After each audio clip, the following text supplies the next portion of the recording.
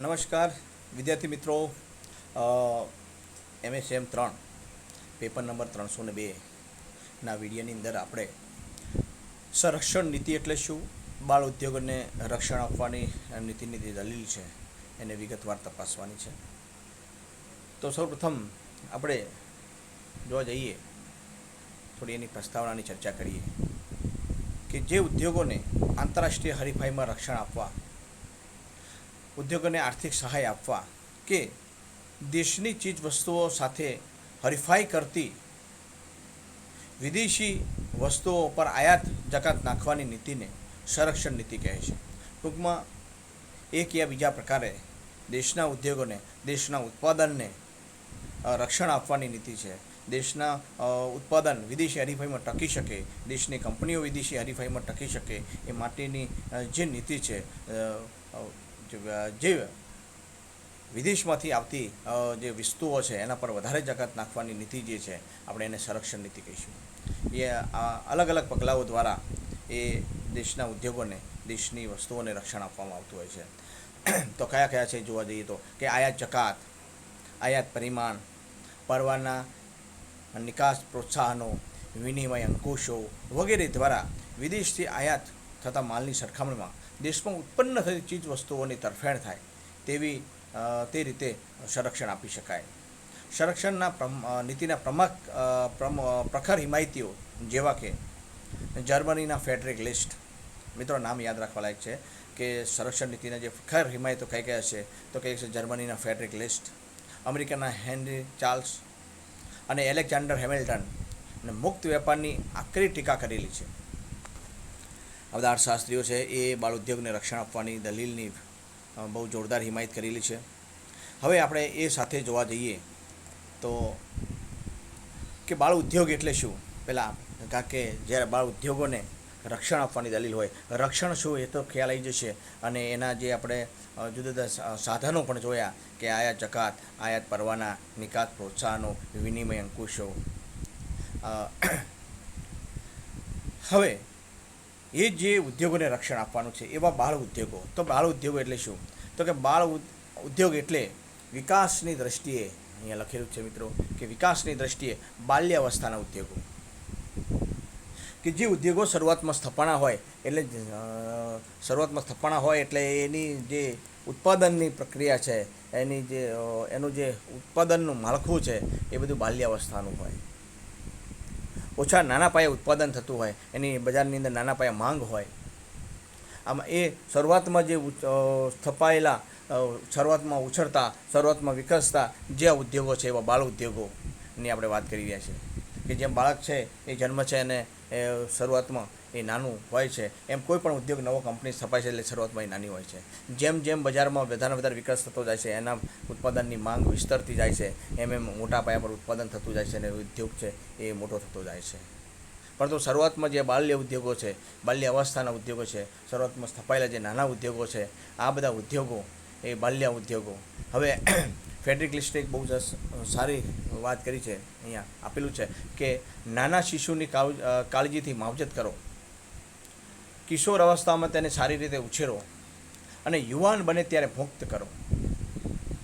એ સારામાં સારું વાક્ય છે અને ચોક્કસથી વિદ્યાર્થી મિત્રો યાદ રાખજો કે નાના શિશુની કાળજીથી માવજત કરો, કિશોર અવસ્થામાં તેને સારી રીતે ઉછેરો અને યુવાન બને ત્યારે મુક્ત કરો. એટલે કહ્યું છે કે નાનો ઉદ્યોગ હોય ત્યારે એને કાળજીથી માવજત કરવી જોઈએ. પછી થોડો મોટો થાય, કિશોર અવસ્થામાં તેને સારી રીતે ઉછેરવો જોઈએ અને જ્યારે ઉદ્યોગ મોટો બની જાય છે, યુવાન બની જાય છે ત્યારે એને મુક્ત કરી દેવાય અને બજારમાં એ પોતાના લાભો ઓટોમેટિક પ્રાપ્ત કરે છે અને દેશના વિકાસને આગળ ધપાવે છે. એનું ઇંગ્લિશ મિત્રો જોઈએ કે nurse the baby, protect the child and free the adult. ઘણી જગ્યાએ વાક્ય તમે અહીંયા તમારા પ્રશ્નની અંદર પણ અભ્યાસક્રમમાં લખવું પડશે જેથી એની છાપ છે એ સારી થાય. હવે આપણે જોઈએ કે બાળ ઉદ્યોગોને રક્ષણ આપવા માટેની શરતો. કે જે ઉદ્યોગો ઉત્પાદન ખર્ચમાં ઘટાડો કરે. અહીંયા તમે જોજો કે બાલ્ય ઉદ્યોગોને રક્ષણ આપવા માટેની શરતો કઈ છે, કે કેવા ઉદ્યોગોને રક્ષણ આપવું જોઈએ, કઈ બાબતોને આધારે રક્ષણ આપવું જોઈએ, કેવા ઉદ્યોગો હોય તો રક્ષણ આપવું જોઈએ. આની એક વિશેષ ચર્ચા અહીંયા કરેલી છે કે જે ઉદ્યોગ ઉત્પાદન ખર્ચમાં ઘટાડો કરે, ઉત્પાદનના સાધનોની ઉત્પાદકતા વધારે, કાર્યક્ષમ પદ્ધતિ અપનાવે તેવા ઉદ્યોગને રક્ષણ આપવું જોઈએ. એટલે ઘણા એવા ઉદ્યોગ હોય કે જે ઉત્પાદન ખર્ચમાં એમાં ઘટાડો ન થવાનો હોય અથવા તો થતો ન હોય, એની જે સાધનોની ઉત્પાદકતા વધારે ન હોય અથવા તો વધારે કાર્યક્ષમ ઉત્પાદન પદ્ધતિ ન અપનાવતા હોય, તો શું એવા ઉદ્યોગોને રક્ષણ આપવું જોઈએ? જો એવા ઉદ્યોગોને રક્ષણ આપવા જાય તો એ વર્ષો સુધી એની જે કાર્યક્ષમતા છે એ કાર્યક્ષમતા વધતી નથી અને એમાંથી દેશને જે લાભ થવો જોઈએ એ લાભ થતો નથી. માટે ઉલટાનો છે દેશે એના પાછળ ખર્ચો થઈ જાય છે. આથી આવા ઉદ્યોગોને રક્ષણ ન આપવું જોઈએ. માટે એવા ઉદ્યોગોને રક્ષણ આપવું જોઈએ કે જે ઉત્પાદન ખર્ચમાં ઘટાડો કરતા હોય, ઉત્પાદકતા એની વધતી હોય, કાર્યક્ષમ ઉત્પાદન પદ્ધતિ અપનાવતા હોય. મિત્રો, બીજું જુઓ તમે કે સંરક્ષણ નીતિને લીધે જે લાભ મળે છે તે ઉદ્યોગોના વિકાસ માટે હોવો જોઈએ. એટલે સંરક્ષણ નીતિને લીધે જે લાભ મળે છે તે ઉદ્યોગો એ લાભ છે એ ઉદ્યોગોના વિકાસ માટે જ થવો જોઈએ. જે ઉદ્યોગોના વિકાસથી સમગ્ર સમાજને લાભ થતો હોય તેવા ઉદ્યોગોને રક્ષણ આપવું જોઈએ. ઘણા એવા ઉદ્યોગ હોય કે જેનો લાભ છે એ સામાન્ય જનતાને કોઈ નાના એવા જૂથને પ્રાપ્ત થતો હોય, નાના એવા જૂથની જ માંગ છે એ પૂર્ણ કરતી, તો એવા ઉદ્યોગોને રક્ષણ આપવાની જરૂર નથી. આથી માત્ર દેશના એ 2 થી 3% લોકોને જો લોકો જ એનું માંગ કરતા હોય તો એવા ઉત્પાદન પાછળ સંરક્ષણ આપવાની જરૂર નથી. પરંતુ સમગ્ર સમાજ જે એની માંગ કરતો હોય, સમગ્ર સમાજની જે વપરાશી વસ્તુ હોય, સમગ્ર સમાજ જેને વાપરતો હોય એવા ઉદ્યોગો, એવા પેદાશને જ રક્ષણ આપવું જોઈએ, જેથી લાભ છે એ બહોળા પ્રમાણમાં પ્રાપ્ત થાય. એ પછી છે કે નક્કી કરેલા સમયમાં પગભર થઈ શકે તેવા ઉદ્યોગોને રક્ષણ આપવું જોઈએ. આ ઉદ્યોગોને રક્ષણ આપીએ છીએ, જે અપાય છે ત્યારે એનું નક્કી કરવામાં છે કે આ ઉદ્યોગ કેટલા સમયમાં એ પોતે વિકસિત થઈ જશે અને એના આપણે લાભ છે એ બાળ ઉદ્યોગના લાભ એ બંધ થઈ શકે તેમ છે. આથી એવા ઉદ્યોગોને રક્ષણ આપવું જોઈએ કે જે નક્કી કરેલા સમયમાં એ પગભર થઈ શકે અને પોતે પોતાની રીતે વિકાસ કરી શકે, પછી એને જે છે એ સંરક્ષણની જરૂર ન પડે, તો આવા ઉદ્યોગોને રક્ષણ આપવું જોઈએ. જે ઉદ્યોગો ભવિષ્યમાં વિદેશી ઉદ્યોગો સામે ટકી શકે એવા ઉદ્યોગોને રક્ષણ આપવું જોઈએ કે જે ભવિષ્યમાં વિદેશી ઉદ્યોગો છે એની સામે હરીફાઈ કરી શકે, હરીફાઈ કરીને ટકી શકે, એની માંગ છે એ વધી શકે તથા ભવિષ્ય ઉજળું હોય તેવા ઉદ્યોગોને રક્ષણ આપવું જોઈએ.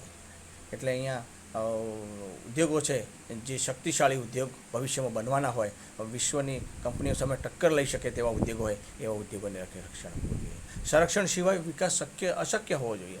તો એ પણ છે કે એવા ઉદ્યોગોને રક્ષણ આપવું જોઈએ કે જેને સંરક્ષણ નહીં મળે તો કદાચિત એનો વિકાસ જ નહીં થાય, એની ઉત્પાદન પદ્ધતિ ખોરવાઈ જશે, કંપની એ બંધ થઈ જશે. તો આવા ઉદ્યોગોને રક્ષણ આપવું જોઈએ.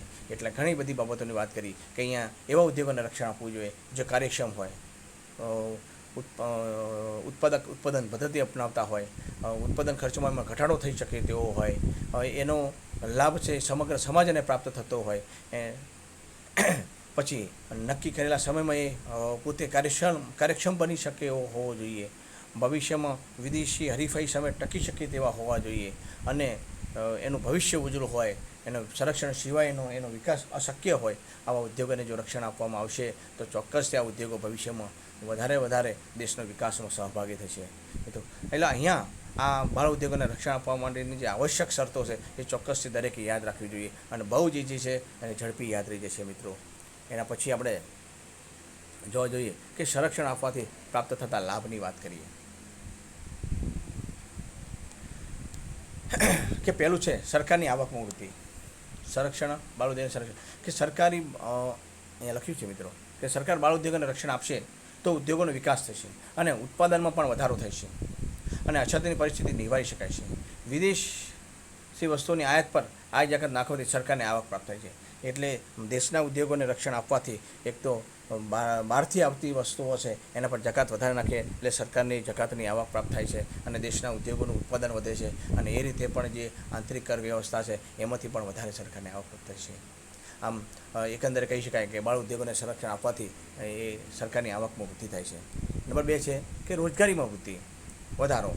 બાળ ઉદ્યોગોને સંરક્ષણ આપવામાં આવે તો ઉત્પાદનમાં વૃદ્ધિ થાય છે અને ઉત્પાદકતા પણ વધે છે, મોટા પાયા પર ઉત્પાદન થાય છે, યાંત્રિકરણ અને શ્રમ વિભાજનને લીધે રોજગારીમાં એ વધારો થાય છે. એટલે બાળ ઉદ્યોગોને રક્ષણ આપવામાં આવે તો આ જે ઉદ્યોગો છે દેશમાં તો એ તીવ્ર હરીફાઈ કરતા હોય, પરંતુ વિશ્વની અન્ય કંપનીઓ સાથે પણ જ્યારે હરીફાઈ કરે છે ત્યારે એના ઉત્પાદનની માંગ એ વિશ્વ કક્ષાએ વધી જાય છે, દેશ કક્ષાએ વધી જાય છે, ત્યારે મોટા પાયા પર ઉત્પાદન કરવું પડે છે અને શ્રમ વિભાજન અને મોટા પાયે ઉત્પાદનના લીધે રોજગારીમાં પુષ્કળ વધારો થાય છે.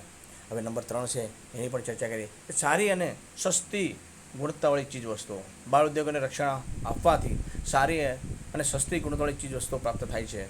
બાળ ઉદ્યોગને રક્ષણ મળવાથી ઉત્પાદનમાં વધારો થાય છે અને જેથી ચીજ વસ્તુઓ સસ્તી અને હરીફાઈ વધવાથી વસ્તુની ગુણવત્તામાં વધારો થાય છે. એટલે બાળ ઉદ્યોગોને રક્ષણ આપવાથી એક તો ગ્રાહકોને પુષ્કળ ફાયદો થાય છે, કારણ કે ગ્રાહકોને છે એ બાળ ઉદ્યોગો જે ઉદ્યોગો છે એને એના પર ટેક્સનું બર્ડન ન હોય અથવા તો સાવ સામાન્ય ટેક્સેશન આપતું હોય એટલે એની જે પેદાશો છે એની કિંમત ઓછી હોય છે. બીજું કે આ બાળ ઉદ્યોગોને નવું પ્રવર્તન કરવા માટે સતત સહયોગ અને સહકાર આપવામાં આવતો હોય છે. માટે સતત નવીન સંશોધનના કારણે ઉચ્ચ કક્ષાની ટેકનોલોજીવાળી ઉચ્ચ કક્ષાની ગુણવત્તાવાળી વસ્તુઓ ગ્રાહકોને પ્રાપ્ત થાય છે અને ગ્રાહકોને એનો પુષ્કળ લાભ થાય છે. એટલે કહી શકાય કે બાળ ઉદ્યોગોને રક્ષણ આપવાથી સસ્તી અને સારી ગુણવત્તાવાળી એ ચીજ વસ્તુઓ એ ગ્રાહકોને પ્રાપ્ત થાય છે. નંબર 4 છે, મોટા પાયા પર ઉત્પાદન. ઉદ્યોગોને રક્ષણ મળવાથી મોટા પાયા પર ઉત્પાદન કરી શકે છે, જેને પરિણામે શ્રમ વિભાજન અને યાંત્રિકરણના લાભ છે એ કંપનીની સાથે સમગ્ર સમાજને પ્રાપ્ત થાય છે.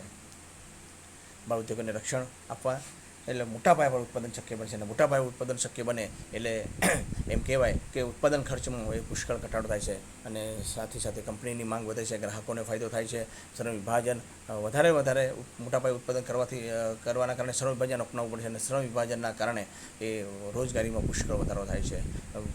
રોજગારીમાં વધારો થવાથી કહી શકાય કે દેશના જે માનવ સંસાધનો છે એ પૂરેપૂરી રીતે કામમાં રોકાયેલા રહેવાના કારણે દેશના વિકાસને વેગ પુષ્કળ મળે છે. હવે એના પછી જોવા જઈએ મિત્રો કે બાળ ઉદ્યોગોને રક્ષણ આપવાથી થતા લાભો કયા લાભ થાય છે એ જોઈએ.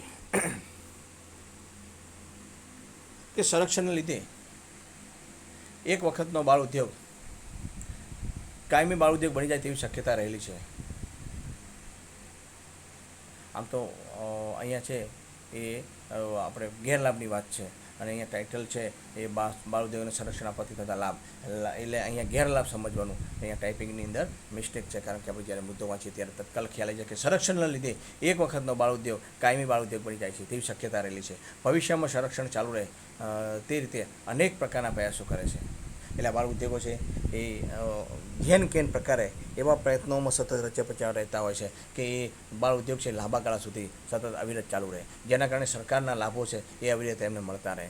એટલે આવો ભય રહેલો છે કે એક વખતનો બાળ ઉદ્યોગ એ કાયમી બાળ ઉદ્યોગ બની રહે એવી ભય સેવાતો હોય છે.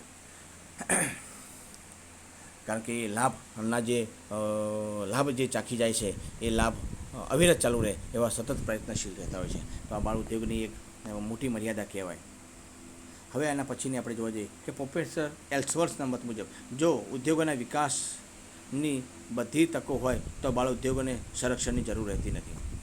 એટલે પ્રોફેસર એલ્સવર્થ એવું કહે છે કે દરેક કંપનીઓને સરખી રીતે જો વિકાસની તકો મળતી જ હોય તો પછી બાળ ઉદ્યોગોને રક્ષણ આપવાની જરૂર શું છે. હા, એવું બને કે જો આપણે જોઈએ છીએ કે જે પ્રકારની આપણે ત્યાં કેટેગરી છે નોકરીની અંદર કે અભ્યાસની અંદર કેટેગરીના લાભ મળતા છે, ST, OBC, આ બધા લાભની પાછળનું કારણ છે કે એવી પછાત જ્ઞાતિઓને બરાબર છે, આર્થિક રીતે, સામાજિક, શૈક્ષણિક રીતે જે પછાત જ્ઞાતિઓ છે એ પછાત જ્ઞાતિઓને વિકાસની પૂરી તકો નથી મળી. એવા હેતુઓસર વિકાસની પૂરી તકો મળે માટે આપણે કહીએ કે રિઝર્વેશન આપવામાં આવતું હોય છે.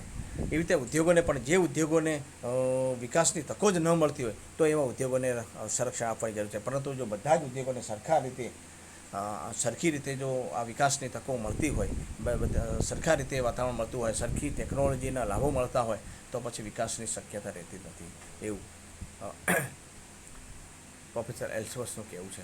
હવે દેશના બાળ ઉદ્યોગોને રક્ષણ આપવા સરકાર જરૂરી નાણાં પ્રાપ્ત કરવા માટે કરવેરા વધારે તો કરવેરાનો બોજ ગ્રાહક તથા કરવેરા ભરનારને ઉપાડવો પડે છે. એટલે દેશના ઉદ્યોગોને જેટલું રક્ષણ આપવામાં આવ્યું છે એ રક્ષણ પાછળ જે પણ ખર્ચ થાય છે એ સરકાર જો કરવેરા વધારીને પ્રાપ્ત કરતું હોય તો ચોક્કસથી એ કરવેરાનો ભોગ છે એ ગ્રાહકોને બને છે. ગ્રાહકોને વધારે કરવેરા ભરવા પડે છે. એટલે જે એક બાજુ ફાયદો થાય છે તો બીજી બાજુ એ નુકસાન પણ ગ્રાહકોએ સહન કરવું પડે છે. કારણ કે ગ્રાહકોને સારી ગુણવત્તાવાળી સસ્તી વસ્તુ પ્રાપ્ત થાય છે, સાથે સાથે કરવેરાનો ને વધારે બોજ છે એ પણ સહન કરવો પડે છે, જે એક બાળ ઉદ્યોગની એક ખામી કહી શકાય. સંરક્ષણને લીધે ઉદ્યોગની કાર્યક્ષમતામાં સુધારો ન થાય, ઉત્પાદન ખર્ચમાં ઘટાડો ન થાય તો પ્રજાએ ઊંચા ભાવે વસ્તુઓ મેળવી પડે છે અને તો તે નુકસાન કારક ગણાય છે. મિત્રો, એક એવો મુદ્દો હતો કે બાળ ઉદ્યોગ ને રક્ષણ આપવાથી ગ્રાહકોને જે ભવિષ્યમાં તમામ પ્રકારના નુકસાન વળતર સાથે ભરપાઈ કરી આપે એવો હોવો જોઈએ. એવા બાળ ઉદ્યોગને રક્ષણ આપવું જોઈએ કે જે વર્તમાનમાં ઉદ્યોગને રક્ષણ આપવાથી ગ્રાહકોને ઊંચી કિંમત ચૂકવવી પડે છે, સરકારને આવક પ્રાપ્ત થતી નથી, પરંતુ આ બધા જે ગેરલાભ છે ભવિષ્યમાં એના વળતર સાથે ભરપાઈ કરી આપે એવો ઉદ્યોગ હોય તો એને રક્ષણ આપવું જોઈએ. એવો મુદ્દો હતો.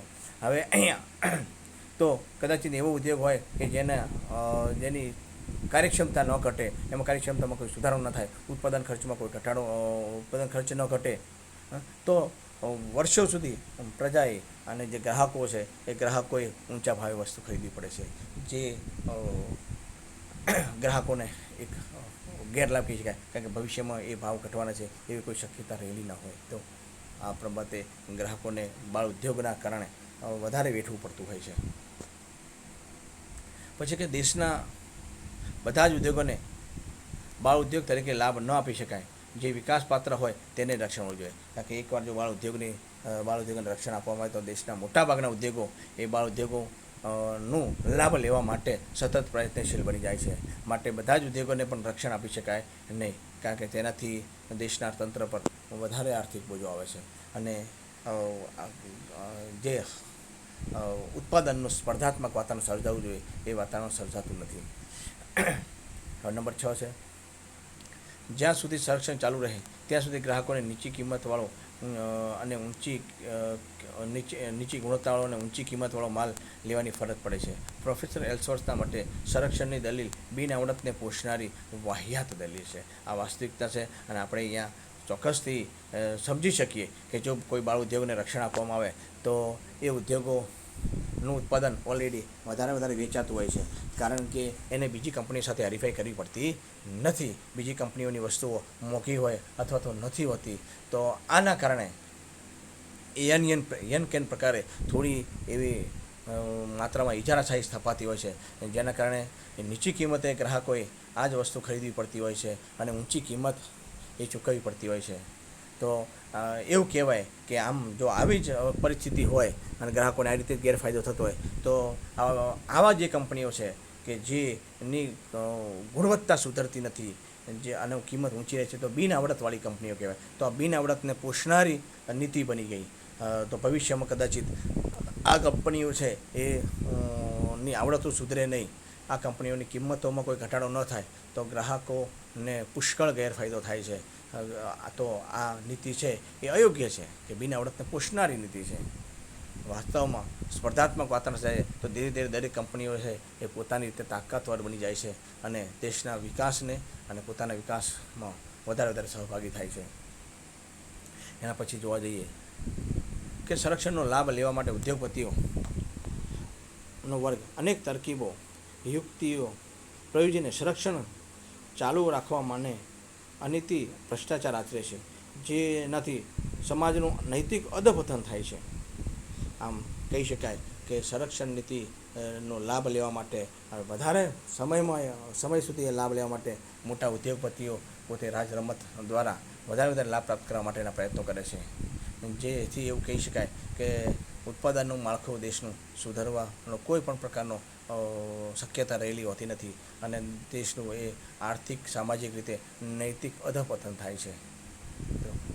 પછી નંબર 8 આપણે જોઈએ કે પ્રોફેસર એલ્સવર્થ જણાવે છે કે જ્યારે બાળક શક્તિ પ્રાપ્ત કરે છે તો પણ તેને સંરક્ષણના વર્તુળમાંથી બહાર આવવા તૈયાર થતો નથી. આ પણ એક મોટી બીક રહેલી છે કે એકવાર જે ઉદ્યોગો છે બાળ ઉદ્યોગોના રસ ચાખી જાય છે, બાળ ઉદ્યોગોના લાભના જે સમય છે એ વિતાવે છે બાળ ઉદ્યોગોના લાભનો, પછી એ લાભ કાયમી રહે એવો પ્રયત્ન કરે છે. એકવાર સ્વાદ ચાખી જાય છે એ પછી એ લાભ છોડવા તૈયાર થતા નથી. એન કેન પ્રકારે વધારે લાભ પ્રાપ્ત થાય એવા પ્રયત્નો કરે છે. આથી એ વર્તુળમાંથી બહાર આવવા માટે બાળ ઉદ્યોગમાંથી બહાર આવવા માટે એ ઉદ્યોગો તૈયાર થતા નથી. આથી ભવિષ્યની અંદર આ ઉદ્યોગો વિશ્વની કંપનીઓ સામે હરીફાઈ કરી શકતા નથી. તો એ પ્રકારે આ બાળ ઉદ્યોગની એક ખામી ગણી શકાય. એના પછી નંબર 9 જોઈએ. પ્રોફેસર હેબલર જણાવે છે કે ઐતિહાસિક એવા દાખલાઓ જોવા મળ્યા નથી કે બાળક પરિપક્વ સંપૂર્ણ માનવ બનીને સાથે સાથે વિકાસ પામ્યો હોય. એટલે આ પ્રકારે પણ બાળ ઉદ્યોગની ખામી છે કે એવો કોઈ પણ દાખલો નથી કે જે બાળક પરિપક્વ સંપૂર્ણ માનવ બનીને સાથે સાથે વિકાસ પામ્યો હોય. એટલે બાલ્યાવસ્થાવાળા ઉદ્યોગોને રક્ષણ આપી અને ઉદ્યોગોનો વિકાસ થયો હોય એવા એકે ઇતિહાસમાં દાખલા જોવા મળતા નથી. તો બાળ ઉદ્યોગોને રક્ષણ કઈ રીતે આપવું જોઈએ? બાળ ઉદ્યોગોને રક્ષણ આપવાથી ઘણા બધા ગેરલાભ થાય છે. તો આ એક પ્રકારની દલીલ છે કે જે બાળ ઉદ્યોગોને રક્ષણ ન આપવું જોઈએ. અગાઉની આપણે પણ દલીલ જોઈ હતી કે બાળ ઉદ્યોગોને શા માટે રક્ષણ આપવું જોઈએ. હજુ પણ બાળ ઉદ્યોગ માટે અલગ છે રોજગારીની આપણે દલીલ અને એ બધું જોઈએ કે દેશમાં રોજગારી વધારવામાં અને બેરોજગારી ઘટાડવા માટે સંરક્ષણ નીતિના ઉદ્યોગોની હિમાયત કરવામાં આવે છે. રોજગારીની પરિસ્થિતિ નિર્વાધિતપણે બેરોજગારી કરતાં વધારે ઈચ્છનીય છે. પરંતુ જો રોજગારીનું ધ્યેય પાર પાડવાનું સામાજિક ખર્ચ પણ ઘણું મોટું હોય તો તે ઈચ્છનીય નથી. આ દલીલને વિગતવાર તપાસવા બેરોજગારીનું નીચે પ્રમાણે વર્ગીકરણ કરીશું. એક તો છે કામચલાઉ બેરોજગારી,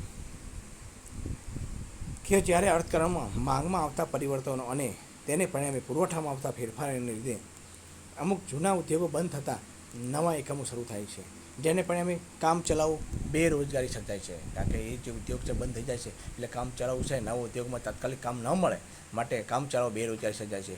કારણ કે બંધ થયેલા એકમોથી શ્રમિકોને નવા શરૂ કરેલા એકમો તાત્કાલિક રોજગારી આપી શકાતી નથી. આવી બેરોજગારી આયાતો સસ્તી હોય ત્યારે થાય છે. આવી બેરોજગારી ક્યાં થાય છે? કે જ્યારે આયાતો છે એ સસ્તી હોય છે ત્યારે. આવા સંજોગોમાં સંરક્ષણ નીતિ અપનાવવાથી આયાત હરીફ ઉદ્યોગોમાં રોજગારી ટકાવી શકાય છે. જો કે વારંવાર આ નીતિ અપનાવવાથી વિદેશની ટેકનોલોજીકલ પ્રગતિના લાભો જતા કરવા પડે છે. એના પછી આપણે નંબર 2 જોઈએ. વેપાર ચક્રીય બેરોજગારી, કે અર્થતંત્રમાં આર્થિક પ્રવૃત્તિમાં આવતા તેજી મંદીના પલટાને કારણે સર્જાતી બેરોજગારીને વેપાર ચક્રીય બેરોજગારી કહેવામાં આવે છે. દાખલા તરીકે અર્થક્રમમાં મંદીના કારણે ચીજવસ્તુઓની માંગ ઘટે છે અને બેરોજગારી સર્જાય છે. વિશ્વના દેશોમાં મંદી હોવાથી નિકાસ ઘટવાથી માંગ ઘટવાથી બેરોજગારી સર્જાય છે. આમ આવા સમયે સંરક્ષણ નીતિ અપનાવવાથી આયાતો ઘટે છે, તેથી દેશની વસ્તુઓની માંગ વધતા રોજગારી વધે છે. એના પછી આપણે જોવા જઈએ કે કાયમી બેરોજગારી, કે વિકસતા દેશોમાં મૂડી અભાવના કારણે ઉદ્ભવતી બેરોજગારીને કાયમી બેરોજગારી કહેવામાં આવે છે. આવા સમયે જકાત નાખવાથી આયાતો ઘટે છે. પરિણામે આયાત હરીફ ઉદ્યોગોની માંગ વધારાને લીધે કેટલાક સાધનોની માંગમાં વધારો થાય છે, જેને પરિણામે રોજગારી વધારવાનો અવકાશ રહે છે. પરંતુ આ નીતિની મર્યાદા અંગે પ્રોફેસર કેન્સ જણાવે છે કે કાયમી બેરોજગારીનો ઉપાય જકાતો નથી, પરંતુ જાહેર ખર્ચમાં વધારો કરવો તે છે. કારણ કે જકાતો અસરકારક માંગમાં ઘટાડો લાવી બેરોજગારી વધારે છે. ટૂંકમાં બેકારી નિવારવા કે રોજગારી વધારવા સંરક્ષણ નીતિ ઉપયોગી નથી તેવું નથી, પરંતુ બાળ ઉદ્યોગોને ટૂંકા ગાળા માટે સંરક્ષણ આપવામાં આવે તો રોજગારી વધારી શકાય છે. બાળ ઉદ્યોગોની લેનદેન તુલના માટેની આપણે દલીલ જોઈએ મિત્રો, કે કોઈક નિશ્ચિત સમયગાળા દરમિયાન કોઈક દેશના વિશ્વના અન્ય દેશો સાથે જે કોઈ આર્થિક લેવડ દેવડ કરી હોય તેના હિસાબ બી સરવૈયાને લેનદેનની તુલના કહેવામાં આવે છે. એટલે બાળ ઉદ્યોગ એટલે જે આયાત નિકાસ થાય છે દ્રશ્ય અને અદૃશ્ય બંને પ્રકારની, એનું જે સરવૈયું છે હિસાબી સરવૈયું એને લેનદેન બાળ ઉદ્યોગને લેનદેને ટૂંકમાં તુલા કહેવામાં આવે છે, લેનદેનની તુલા. હવે જ્યારે નિકાસ મૂલ્ય કરતાં આયાત મૂલ્ય વધુ ન હોય ત્યારે લેનદેન તુલા કેવી હોય છે? નિકાસ મૂલ્ય કરતાં આયાત મૂલ્ય વધુ હોય તો લેનદેન તુલા અસમતુલામાં હોય છે. જ્યારે એનાથી વિરુદ્ધની પરિસ્થિતિમાં નિકાસ મૂલ્ય વધારે હોય અને આયાત મૂલ્ય ઓછું હોય તો લેનદેન તુલા સમતુલામાં હોય છે. આવી અસમતુલા એટલે કેવી અસમતુલા? કે જ્યાં નિકાસ ઓછી હોય અને આયાતો વધુ હોય. આવી અસમતુલા નિવારવા આયાતો ઘટાડવી જરૂરી થાય છે. લેનદેનની તુલાની અસમતુલા આયાત વધારવાના કારણે ઉદ્ભવે છે. આથી સંરક્ષણ નીતિની આયાતો ઘટાડવામાં આવે અને આયાતો ઓછી થતાં લેનદેન તુલા અસમતુલામાં આવે છે. જોકે આ નીતિની પણ કેટલીક મર્યાદાઓ છે મિત્રો. હવે ટૂંકમાં આપણે કહીએ કે લેનદેન તુલા એટલે દેશના હિસાબી સર્વે, આયાત અને નિકાસનું હિસાબી સર્વે, એમાં જેમાં દ્રશ્ય અને અદ્રશ્ય એટલે કે આયા વસ્તુ અને સેવાઓ બંને પ્રકારની બાબતોનો સમાવેશ થાય છે. એટલે નિકાસો વધુ હોવી જોઈએ અને આયાતો જો ઓછી હોય તો લેનદેન તુલા સમતુલામાં છે. અને જો નિકાસો ઓછી હોય અને આયાતો વધારે હોય તો લેનદેનની તુલા છે એ અસમતુલામાં હોય, આપણે એવું કહી શકીએ. તો આ બાબતે ચોક્કસથી વિચારવું રહ્યું કે જો આપણી નિકાસો વધારવી હોય તો શું કરવું જોઈએ. તો કે જે નિકાસ કરતા ઉદ્યોગો છે, જે બાલ્યાવસ્થાના ઉદ્યોગોને રક્ષણ આપવું જોઈએ, આથી એમની કિંમતો ઘટે છે અને નિકાસો વધે છે. સાથે સાથે આયાતો ઘટાડવી જોઈએ, જેના કારણે જે લેનદેન તુલા અસમતોલ છે એ સમતોલ બની જાય અને બાળ ઉદ્યોગોને રક્ષણ આપવાથી દેશના લેનદેન તુલા એ મોટાભાગે સમતોલ બને. પરંતુ એની કેટલીક મર્યાદાઓ છે. એ મર્યાદાઓ જોવા જઈએ કે વિદેશમાંથી આયાત થતી વસ્તુનો પુરવઠો સંપૂર્ણ મૂલ્ય અનપેક્ષ હોય તો નિકાસ કિંમત ઘટતી નથી, માત્ર આયાતો ઘટે છે. કે જકાત વધુ નાખવામાં આવે તો વિદેશ વેપારમાં ઘટાડો થાય છે. અન્ય દેશો પણ આયાત જકાતોનો આશરો લે તો કોઈ લાભ થતો નથી. એટલે જો એક દેશ બાળ ઉદ્યોગોને રક્ષણ આપવા માટે જકાતો વધારે અને સામે બીજો દેશ પણ જો જકાતોનો દર વધારવા માટે, તો કદાચિત એક પણ દેશને આ જકાત વધારાના કારણે લાભ પ્રાપ્ત થતો નથી. ઉલટાનું બંને દેશોને ઓછા વેપારનું નુકસાન થાય છે અને સહન કરવું પડે છે. હવે ઔદ્યોગિકરણ માટે સંરક્ષણની દલીલ કેટલી વિશેષ મહત્ત્વની છે એની આપણે જોવા જઈએ. પહેલું છે કે કોઈ પણ દેશ માટે ઔદ્યોગિકરણ આર્થિક વિકાસની એક પાયાની શરત છે. કારણ કે દેશનો ઉદ્યોગ એ દેશનો વિકાસ છે એ ઉદ્યોગોના વિકાસ પર આધારિત છે. કોઈ પણ દેશનો ઉદ્યોગોનો વિકાસ જેટલો થશે એટલો દેશનો વિકાસ થશે. તેથી ફેડરેટિક લિસ્ટ પણ જણાવે છે કે જે દેશમાં ખેતી વિકાસ થયો હોય અને ઉદ્યોગો ન હોય તે દેશ એક હાથવાળો માણસ જેવો છે. એટલે ખેતી પણ હોવી જોઈએ, સાથે સાથે ઉદ્યોગ પણ હોવો જોઈએ, બંનેનો વિકાસ થયેલો હોવો જોઈએ. એડમ સ્મિથ કહે છે, જાણ્યું કે અદૃશ્ય હાથ લાંબા ગાળે બધા જ પ્રશ્નોનો ઉકેલ લાવે છે. તેથી ઉદ્યોગોનો વિકાસ સ્વયંભૂ થશે. એટલે ઓટોમેટિક છે એ સંરક્ષણ આપવામાં આવશે તો ઉદ્યોગોનો વિકાસ થશે. આવી વાત એડમ સ્મિથે કહી છે. ઇનવિઝિબલ હેન્ડ દ્વારા દેશનું અર્થતંત્ર વિકસશે. કે અહીંયા ઔદ્યોગિકરણ એ માત્ર નવા ઉદ્યોગોની સંરક્ષણની વાત નથી, પરંતુ ઔદ્યોગિક માળખામાં વિવિધીકરણ માટે, શસ્ત્ર સરંજામના ઉદ્યોગો માટે, પાયાના કે ચાવીરૂપ ઉદ્યોગોના વિકાસ માટે તેમજ પ્રાથમિક જરૂરિયાતની વસ્તુઓના ઉદ્યોગોના વિકાસ માટે સંરક્ષણ નીતિની હિમાયત કરવામાં છે. અહીંયા ધ્યાનમાં રહેવું જોઈએ કે કેવા ઉદ્યોગો માટે સંરક્ષણની વાત થઈ છે. કે ઔદ્યોગિક માળખાના વિકાસ માટે શસ્ત્ર સરંજામના ઉદ્યોગો, પાયાના કે ચાવીરૂપ ઔદ્યોગિક જે ઉદ્યોગો છે એ ભારે પાયાના ટૂંકમાં એ ઉદ્યોગો, પ્રાથમિક જરૂરિયાતની ચીજ વસ્તુઓ માટેના ઉદ્યોગોને સંરક્ષણની નીતિની હિમાયત કરવામાં આવી છે. એના પછી ગુરનાર મિડાલના મત મુજબ વિકસતા દેશોના અર્થતંત્રનો અસમતોલ વિકાસ થયો હોય છે. ગુરનાર મિડાલ એવું કહે છે કે વિકસતા દેશો છે જે વિકાસ પામી રહ્યા છે એવા દેશોનો અસમતોલ વિકાસ થયો હોય છે. એ પછી જોવા જઈએ આપણે કે આ દેશોમાં ખેતી ક્ષેત્રે પ્રણાલીગત ઉત્પાદન પદ્ધતિ અપનાવાય છે, જ્યારે ઉદ્યોગોના ક્ષેત્રે મર્યાદિત પ્રમાણમાં આધુનિક પદ્ધતિનો ઉપયોગ થાય છે. તેથી આવા દેશોમાં ઔદ્યોગિકરણ માટે સંરક્ષણ નીતિ આવશ્યક બને છે. એટલે જે દેશો અલ્પવિકસિત દેશો છે એ દેશોની અંદર ઉત્પાદન પદ્ધતિ એટલી બધી સુધરેલી હોતી નથી, વધારે સારી ટેકનોલોજીનો ઉપયોગ કરતા નથી. પરિણામે ઉત્પાદન પદ્ધતિ એ પરંપરાગત આધારિત ઉત્પાદન થતું હોય એવું બનતું હોય છે. આના કારણે ઉત્પાદન ખર્ચ વધુ હોય છે અને જે ઉત્પાદન છે એની ગુણવત્તા થોડી નીચી હોય છે. આના કારણે સમગ્ર જે માંગ વધવી જોઈએ વિશ્વની અંદર એ બીજા દેશોની અંદર એ માંગ વધતી નથી. પરિણામે દેશના આવા ઉદ્યોગોનો વિકાસ થતો નથી. પરંતુ જો આવા ઉદ્યોગોને સંરક્ષણ આપવામાં આવે તો ચોક્કસથી આવા ઉદ્યોગો છે એ વિશ્વ કક્ષાએ હરીફાઈ કરી અને પોતાની માંગ છે એ વધશે, અને પછી એ ધીરે ધીરે જેમ માંગ વધશે એમ અદૃશ્ય હાથો જ એવા ઉદ્યોગોનો વિકાસ કરશે. અને પછી આપણે જોવા જઈએ, આમ વિકસતા દેશોમાં સમતોલ અને ઝડપી આર્થિક વિકાસ માટે સર્વગ્રાહી સંરક્ષણ નીતિ અપનાવવી જરૂરી બને છે.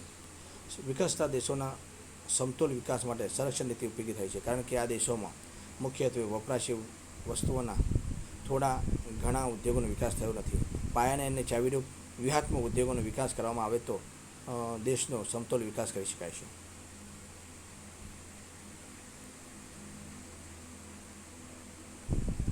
હવે આપણે એના પછી જોઈએ કે વિકસતા દેશોના સમતોલ વિકાસ માટે સંરક્ષણ નીતિ ઉપયોગી છે, કારણ કે આવા દેશોમાં મુખ્યત્વે વપરાશી વસ્તુના થોડા ઘણા ઉદ્યોગોનો વિકાસ થયો નથી, અને પાયાના અને ચાવીરૂપ વ્યૂહાત્મક ઉદ્યોગોનો વિકાસ કરવામાં આવે તો દેશનો સમતોલ વિકાસ કરી શકાય છે.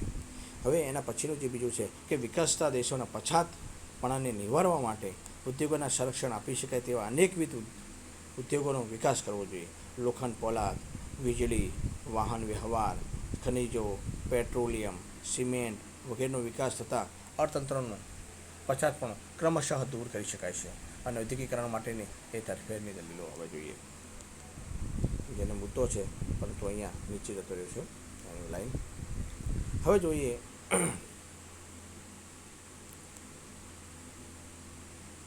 કે વિકસતા દેશોમાં મૂડી સાધનો, કાચો માલ વગેરેની અછત છે અને અભાવની સ્થિતિઓ છે. જો આ ઉદ્યોગોના સંરક્ષણ આપવામાં આવે તો અછતવાળા ઉદ્યોગોનો કાર્યક્ષમ અને ઇષ્ટ ઉપયોગ શક્ય બને છે, અને રોજગારીની આવકમાં એ વધારો થાય છે. એના સાથે સાથે કે દેશના ઉદ્યોગોને સંરક્ષણ આપવામાં ન આવે તો વિદેશી ઉદ્યોગોની સાથે દેશી ઉદ્યોગો ટકી શકતા નથી. પરિણામે દેશના આંતરિક બજારનો લાભ વિદેશના ઉદ્યોગોને પ્રાપ્ત થાય.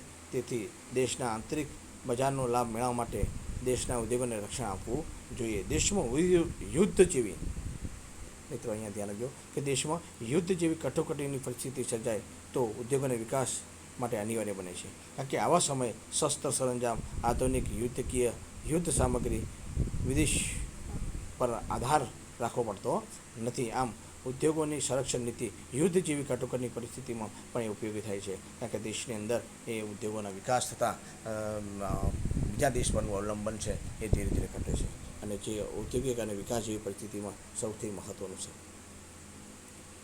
વિકસતા દેશોમાં ખેતી ક્ષેત્રના વિકાસ માટે ઉદ્યોગોનો વિકાસ થવો જરૂરી છે, કારણ કે ખેતી અને ઉદ્યોગોના પરસ્પર એકબીજાના પૂરક છે. જો ખેતી ક્ષેત્રનો વિકાસ કરવો હોય તો અદ્યતન ઓજારો, ટ્રેક્ટરો, રાસાયણિક ખાતર, બિયારણ, જંતુનાશક દવાઓમાં ઉદ્યોગોનો વિકાસ થવો જરૂરી છે. ઔદ્યોગિકરણ કરવા માટે સરકારને આયાત જકાતનો આશરો લેવો પડે છે. તેથી સરકારની આવકમાં શું થાય છે? વધારો થાય. અને ઉપરોક્ત ઔદ્યોગિકરણ માટે સંરક્ષણ નીતિની તરફેણની દલીલો કરવામાં આવી છે, પરંતુ તેની કેટલીક મર્યાદાઓ છે. કે કયા ઉદ્યોગોને સંરક્ષણ આપવું તે નક્કી કરવું એ પુષ્કળ એ બહુ જ મુશ્કેલ છે. એ સાથે સાથે આપણે જોઈએ કે આની વાત કરીએ હાલ કે કયા ઉદ્યોગોને સંરક્ષણ આપવું, એના માટેના જે માપદંડો છે એ માપદંડો કોણ નક્કી કરશે, કઈ રીતે નક્કી કરશે, એ કાર્ય પુષ્કળ કઠિન છે, કારણ કે લાયકાત અને બાળ ઉદ્યોગ થવા માટેની જે હિલચાલ છે એનું પ્રેશર ચોક્કસથી વધી જાય છે. આના કારણે કયા ઉદ્યોગોને રક્ષણ આપવું એ જાણવું એ બહુ જ કઠિન છે. ઉદ્યોગોને સંરક્ષણ આપવાથી ગ્રાહક પર બોજ પડે છે. તેમ ઊંચી કિંમત અને નીચી ગુણવત્તાવાળી વસ્તુઓ ગુણવત્તા દ્વારા ગ્રાહકોનું શોષણ થાય છે. આમ આપણે જોયું કે બાળ ઉદ્યોગોને સંરક્ષણ આપવું અને આ બાળ ઉદ્યોગોને કેવા ઉદ્યોગોને સંરક્ષણ આપવું જોઈએ એની વિશેષ ચર્ચાઓ, મહત્ત્વની ચર્ચાઓ કરી. છતાં ફરીથી એકવાર ઉપર છેલ્લું જોઈએ કે પહેલું તો સંરક્ષણ નીતિ શું છે, કે સંરક્ષણ એટલે વિદેશની કંપનીઓની સામે દેશની કંપનીઓ, દેશના ઉદ્યોગો એ શરૂઆતમાં પોતાની અસ્તિત્વ ટકાવી શકે, પોતાનું ઉત્પાદનને વેચી શકે, પોતાના ઉત્પાદનની માંગ વધારી શકે. એ માટે સરકાર જે પણ પગલાં લે છે કે વિદેશની આવતી કંપનીઓ પર વધારે ટેક્સ લેતી હોય, વિદેશથી આયાત થતી વસ્તુઓ પર વધારે જકાત નાખતી હોય, તો આવી પ્રકારની જે નીતિ છે આપણે એમને સંરક્ષણ નીતિ કહીશું. એના પછીને બાળ ઉદ્યોગો લઈશું કે વિકાસની દૃષ્ટિએ બાલ્યાવસ્થાના ઉદ્યોગો જે શરૂઆતમાં સ્થપાણા હોય એવા એના ટૂંકા સમયગાળામાં જ્યારે કોઈ કંપની સ્થપાય છે ત્યારે ટૂંકા ગાળામાં એનું ઉત્પાદનની કક્ષા, એની કંપનીની સાઇઝ આ બધી નાની હોય છે, એટલે કે બાલ્યાવસ્થાની હોય છે. તો આવા સમયે જો આ ઉદ્યોગોને રક્ષણ આપવામાં આવે તો ભવિષ્યમાં એ ઉદ્યોગો વિદેશની હરીફાઈ સામે, કંપનીઓ સામે હરીફાઈ કરી શકે, ટકી શકે અને પોતાની માંગ છે એ વિશ્વ કક્ષાએ વધારે લાવી શકે. તો આવા બાળ ઉદ્યોગોને રક્ષણ આપવું જોઈએ. તો એ બાળ ઉદ્યોગો કયા કહેવાય એની આપણે વાત કરી. અને બાળ ઉદ્યોગોના કયા હિમાયતી હતા તો એની પણ વાતો કરી કે જર્મનીના ફ્રેડરિક લિસ્ટ, અમેરિકાના હેનરી ચાર્લ્સ, એલેક્ઝાન્ડર હેમિલ્ટન, આ બધાએ એ બાળ ઉદ્યોગોને સંરક્ષણ આપવાની નીતિની પુષ્કળ હિમાયત કરી છે. સાથે સાથે ફ્રેડરિક લિસ્ટનું જે વિધાન છે કે nurse the baby, protect the child and free the adult, એ સૌથી મહત્ત્વનું છે અને એ કક્ષાએ તમારે યાદ રાખવું જોઈએ. એના પછી આપણે ચર્ચા કરી કે કેવા ઉદ્યોગોને જે બાલ્યાવસ્થાના ઉદ્યોગો તરીકે રક્ષણ આપવું જોઈએ, કેવા ઉદ્યોગોને રક્ષણ આપવાથી ભવિષ્ય કેવું થાય એની વિશે ચર્ચા કરી કે એવા ઉદ્યોગોને રક્ષણ આપવું જોઈએ કે જે ઉત્પાદન ખર્ચમાં ઘટાડો કરતા હોય, એની ઉત્પાદકતા વધતી હોય, કાર્યક્ષમ ઉત્પાદન પદ્ધતિ હોય, એનું ભવિષ્ય ઉજળું હોય અને ભવિષ્યની અંદર જે ગ્રાહકો અને દેશના સરકારને જે ગેરફાયદો થાય છે સંરક્ષણ આપવાથી એ ભવિષ્યમાં વટાવ સાથે ભરપાઈ કરી આપે તેવા હોવા જોઈએ. તો આવા ઉદ્યોગો, બીજું કે સંરક્ષણ સિવાયનો વિકાસ અશક્ય હોય, એ ઉદ્યોગોના વિકાસથી સમગ્ર સમાજને લાભ પ્રાપ્ત થતો હોય તો આવા ઉદ્યોગોને રક્ષણ આપવું જોઈએ, જેના કારણે એનું ભવિષ્ય ઉજળું બને અને દેશનું વિકાસનું ભવિષ્ય પણ ચોક્કસથી ઉજળું બને. એ સાથે સાથે બાળ ઉદ્યોગોને સંરક્ષણ આપવાથી કેન પ્રકારે સરકારની આવક પણ વધતી હોય છે, રોજગારીમાં વધારો થાય છે, ઉત્પાદનમાં પણ વધારો થાય છે. ગ્રાહકોને ઘણીવાર એવું પણ બને છે કે સસ્તી અને સારી ગુણવત્તાવાળી વસ્તુઓ પણ પ્રાપ્ત થતી હોય છે. ઘણીવાર એની મર્યાદાઓ તરીકે પણ એવું પણ બનતું હોય છે કે બાળ ઉદ્યોગોને રક્ષણ આપવાથી જે પરંપરાગત ઉત્પાદન પદ્ધતિ અથવા તો પરંપરાગત ટેકનોલોજીવાળી, પરંપરાગત ગુણવત્તાવાળી વસ્તુઓ જ અને ઊંચી કિંમતે પ્રાપ્ત થતી એવી પણ એની અંદર મર્યાદા રહેલી છે.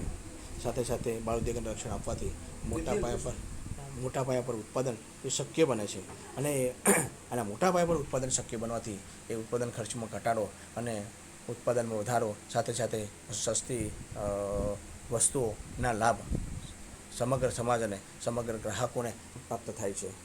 આથી બાળ ઉદ્યોગોને રક્ષણ આપવાથી ઘણા બધા લાભ થતા હોય છે. સાથે સાથે બાળ ઉદ્યોગની ઘણી બધી મર્યાદાઓ રહેલી છે કારણ કે એક વખતનો બાળ ઉદ્યોગ એ કાયમી બાળ ઉદ્યોગ બનાવવા માટે સતત પ્રયત્નશીલ રહેતા હોય છે. આથી એ પણ કહી શકાય કે બાળ ઉદ્યોગ એ કાયમી બાળ ઉદ્યોગ બની જાય એવી ભીતિ રહેલી છે, કારણ કે એ પોતે નાના એવા છીંડાઓ અથવા તો રાજકારણ દ્વારા પોતે કાયમી બાળ ઉદ્યોગ બની રહે, એના એકવાર બાળ ઉદ્યોગના ચાખેલા ફળના લાભ છે એ કાયમી ચાલુ રહેવા સતત પ્રયત્નશીલ રહે છે. આથી દેશના અર્થતંત્રને આ બાબતે ભયંકર નુકસાન જવાની ભીતિ છે.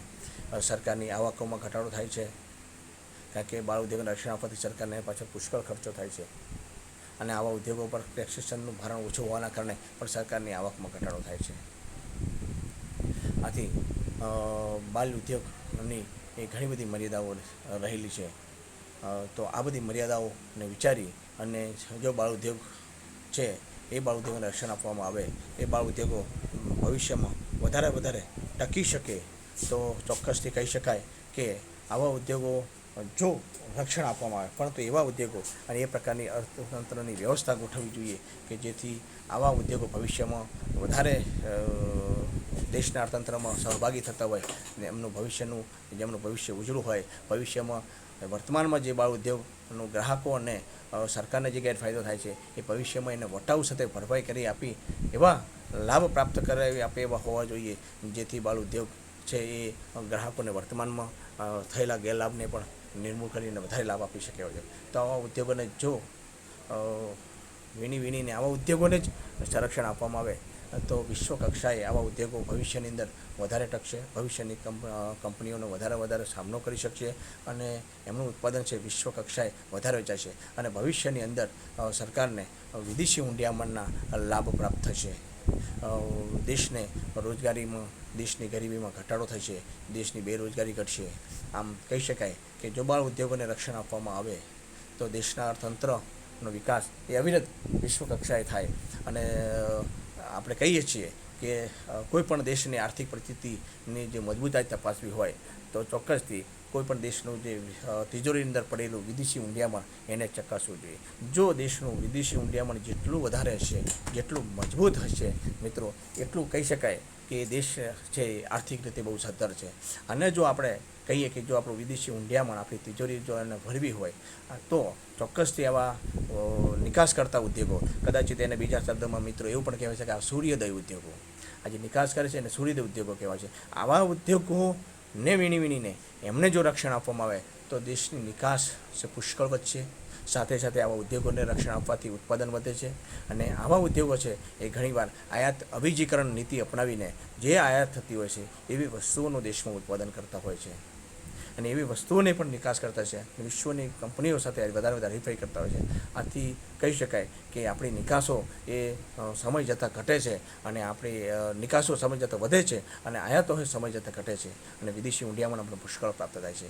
જે રૂપિયાની મજબૂતાઈ છે, જે અત્યારે રૂપિયા નબળો પડી ગયો છે, રૂપિયાનું મૂલ્યમાં સતત ઘટાડો થયો છે, એ ભવિષ્યની અંદર એ રૂપિયાનું મૂલ્ય ફરીથી વધે.